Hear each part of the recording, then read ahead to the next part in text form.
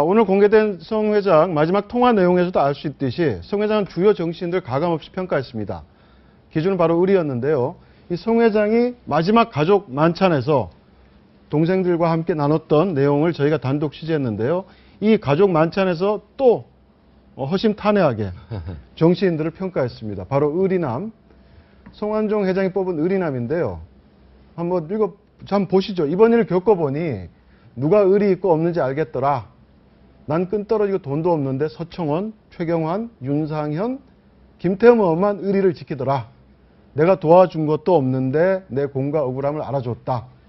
이렇게 얘기를 했습니다. 사인, 의리남. 저 네 분 입장에서는 이게 지금 뭐 좋아해야 될지 곤혹스러워야 될지가 애매한 장면인데, 뭐 어쨌든 저걸 통해서 우리 경훈이 옛날에 그 동료들이 아무리 어려워지더라도 전화는 좀 꼬박꼬박 받아야겠구나. 그 다음에 성심성의껏 내가 할 수 있는 거 도와줘야겠구나. 뭐 이런 생각도 드는데, 어쨌든 저걸 통해서 보더라도 성완종 회장이 굉장히 좀 억울해했다라는 것은 단적으로 좀 드러나지 않습니까? 그러니까 자기가 당을 사랑했다는 얘기를 여러 번 하거든요. 당을 사랑했고 2007년 경선, 그다음에 2012년 대선 위해서 내가 최선을 다해서 물심양면으로 했는데 정말 나를 이렇게 할 수 있느냐. 그다음에 내가 공경에 처하니까 전부 다 나를 외면했는데 저 내부는 그래도 나를 따뜻하게 대해주고 내가 또 부탁하면 성심성의껏 알아봐줬다라는 얘기인데, 어찌됐든 저 발언을 통해서도 성완종 회장이 뭔가 심리적으로 굉장히 좀 코너에 좀 몰려 있었지 않았냐, 뭐 이런 걸 좀 알 수 있는 장면이다 이렇게 봅니다.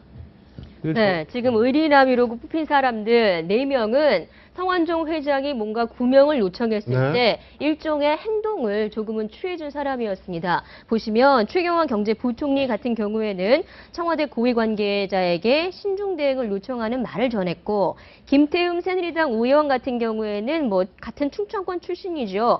이완구 총리에게 직접 전화를 걸었다고 합니다. 여기에 이완구 총리 역시 원칙론을 강조하긴 했죠. 그러니까 지금 이게 나온 내용은 팩트가 확인된 게 아니라 성완종 회장이 가족들 모임에서 그렇게 주장한 겁니다. 윤상현 새누리당 의원 같은 경우에는 김기춘 전 비서실장에게 전화를 넣었다고 합니다. 이름에 있죠. 우리가 어다르고 아다르다고요. 굉장히 어려운, 성완종 회장은 정말 궁지에 몰리지 않습니까? 굉장히 어려운 상황에 왔는데, 정치인이랄지 어떤 관직이 있는 사람이 두 가지 스타일이 있다고 저는 보는데, 저한테 왔어요.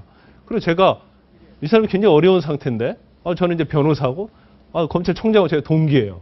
그런데 와서, 동기니까 좀 이 얘기 좀 해줘라. 근데 사실 전화해서 아무런 효과가 없거든요. 그렇지만 그 자리에서, 그래, 내가 통화를 한번 해보지. 그렇지만 잘 안 될 거야. 그렇게 말하면 사실 서운하지 않거든요. 그런데 왔는데, 그게 뭔 소리야. 지금 때가 어느 때인데 내가 보고 전화하라는 거야. 그렇게 하면 이 사람 입장은 굉장히 서운한 감정을 갖는 겁니다. 이게. 반대로 외면한 자를 한번 보시죠. 마찬가지로 4명을 언급했는데요. 바로 이완구 국무총리, 검찰 조사에 당당히 임해라. 이병기 대통령 비서실장, 수사 개입 불가다. 전화 그만해달라. 김기춘 전 대통령 비서실장, 관계도 없고 내가 할 수도 없는 일. 유정복 인천시장은 안타깝지만 검찰 수사 개입 불가능. 정말 옳은 대응만 한 것 같은데. 그리고 이들이 모두 다 그 메모지에 그리고 녹취록에 등장을 했죠.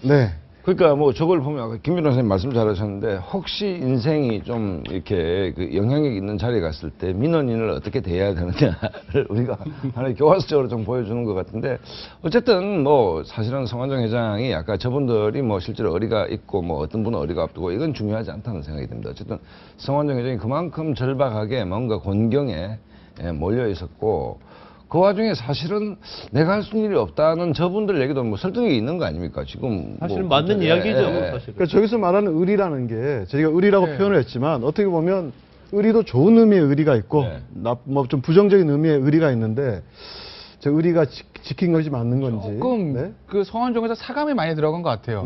그러니까 저분들한테 돈을 줬고 안 줬고 그건 이제 별개로 하고, 그건 우리가 알 수 없는 거니까 내 돈을 받았으니까 돈값 해라 이런 개념이 아니라, 돈 주고 말고 그런 거 상관없이, 예를 들어서 지금 수사를 받고 있는 사람이 구명 로비를 했을 때 원칙대로 해자. 야, 무슨 소리야. 원칙대로 해야 돼. 이런 거 하지 마세요가 맞습니까? 아니면 그럼 내가 그냥 얘기 들어준 걸 떠나서 그럼 내가 어디다 잘 전화해서 전달해 줄게 해서 전달하는 게 맞습니까? 뭐가 맞는 거죠?